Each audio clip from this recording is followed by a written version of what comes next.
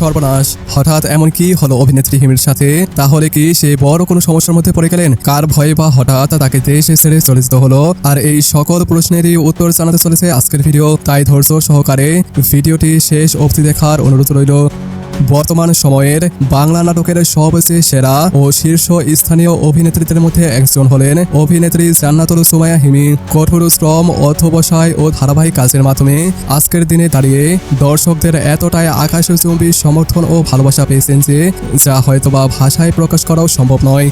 বিশেষ করে অভিনেতা নিলয় আলমগীরের সাথে একটানা কাজ করতে পারার সুবাদে তিনি তার সফলতার সর্বোচ্চ চূড়ায় পৌঁছাতে সবচেয়ে বেশি সক্ষম হয়েছেন। তবে এত বেশি দর্শক চাহিদা থাকার পরও নাকি এবার নতুন করে বড় ধরনের সমস্যার সম্মুখীন হতে হলো অভিনেত্রী জান্নাতুল হিমিকে।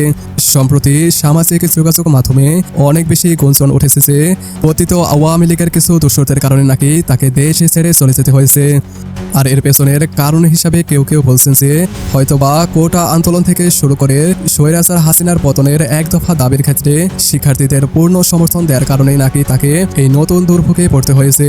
তবে এ ব্যাপারে অভিনেত্রী হিমির পক্ষ থেকে কোনো বক্তব্যই শোনা যায়নি এবং সে প্রতিনিয়তই একটির পর একটি নাটকে অভিনয় করে যাচ্ছেন। তাই বলা যায় যে তার দেশ ছেড়ে চলে যাওয়ার গুঞ্জনটি মোটেও সত্য নয়।